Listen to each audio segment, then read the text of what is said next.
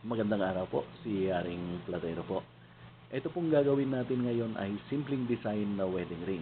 At kaya natin ipinapakita ulit yung ating mga raw materials para masagot po natin yung tanong ng ating mga customers na nagpapagawa ng white gold. Ang kadalasang tanong po ay bakit daw yung kanilang mga nabibiling white gold ay kapag nag-fade o nangupas yung kanyang pagka-rhodium plate ay dilaw pa rin. Yan po ang gusto nating sagutin.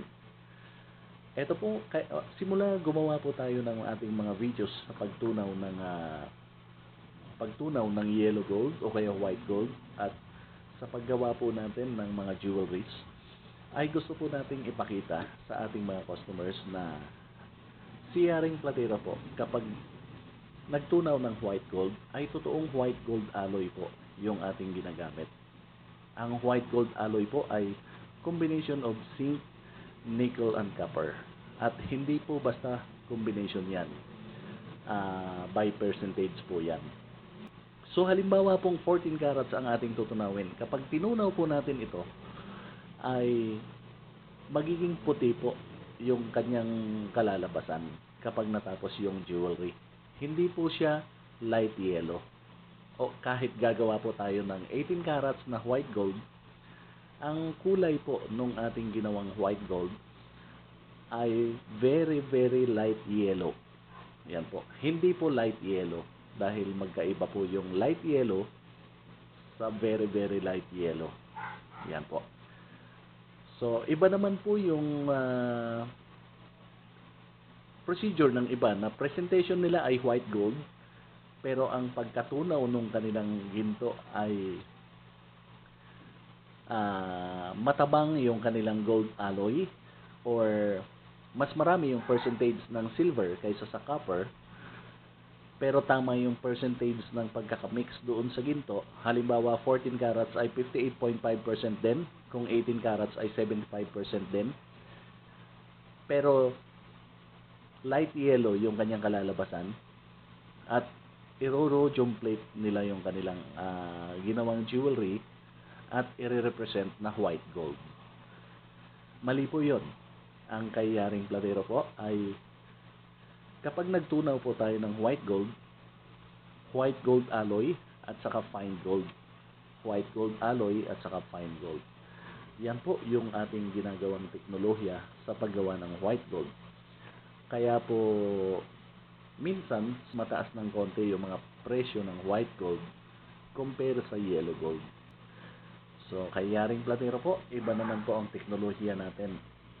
Tayo po kapag white gold ang in-order ng customer ay white gold po, totoong white gold ang ating tinutunaw. Hindi po light yellow gold at pagkatapos ay i-plating ng rhodium para mukha siyang white gold. Tapos after some time na ginagamit ng customer, kapag nangupas ay yellow gold din. So hindi po ganun ang ginagawa natin. Kahit magiging lola na, kahit magiging lolo na yung magsusuot, yung kanyang singsing o kaya yung kanyang jewelry na ginawa natin ay white gold na totoo. Hindi po yellow gold. Yan po ang gusto nating i-explain sa ating mga customers na madalas nagtatanong kung bakit daw yellow gold pa rin yung kanilang mga nabibiling white gold. So ito po ang gagawin nating simpleng design na wedding ring. Mamaya po, ipapakita natin yung procedure ng paggawa.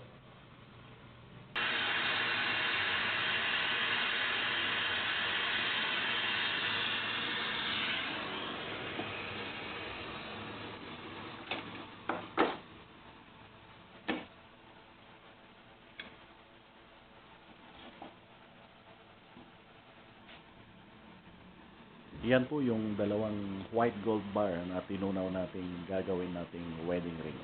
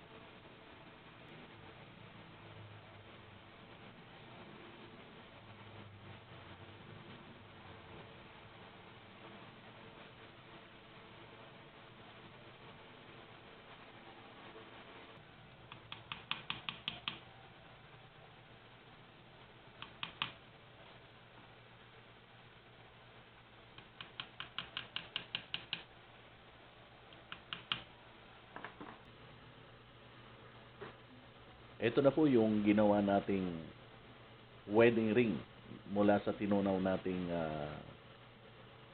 fine gold at saka white gold alloy. Didesignan pa po natin at ipi-finishing pa po natin sa rhodium plating. Kaya po natin ipinakita para makita po ng ating mga customers na ang white gold po kapag hindi pa naka-rhodium plate ay ganito po yung kulay. Hindi po siya light color yellow gold dahil ang tinunaw po natin ay fine gold at saka white gold alloy. So ito po ay totoong white gold. Ganyan po ang kulay ng white gold. Mamaya po ipapakita ulit natin yung kanyang finished product.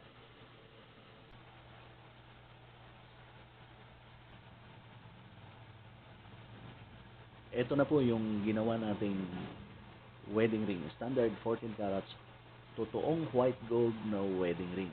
Yan po. Lahat po ng mga previous na mga videos natin ay totoong white gold po. Yung mga ginagawa nating white gold.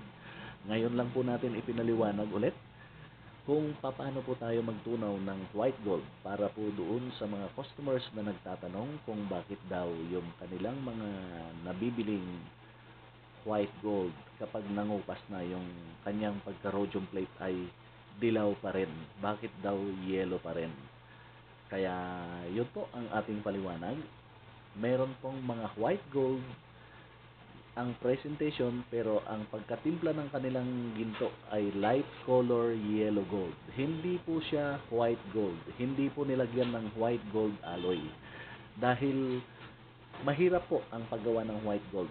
Madali pong mag-crack at saka brittle ang paggawa ng white gold kapag hindi mo nakuha yung tamang teknolohiya sa pagtutunaw ng white gold. So, sensitive ang paggawa ng white gold. Kaya ito po, ipinakita po natin yung totoong pagtunaw ng white gold at paggawa ng white gold. At kahit hindi pa siya na rhodium plate, ay white gold na po yung itsura or yung finished product. So, yan po yung ginawa natin. At nag-set po tayo ng 6 pieces 0.03 carat commercial white with small inclusions na mga diamonds. Si Yaring Platero po. Good day!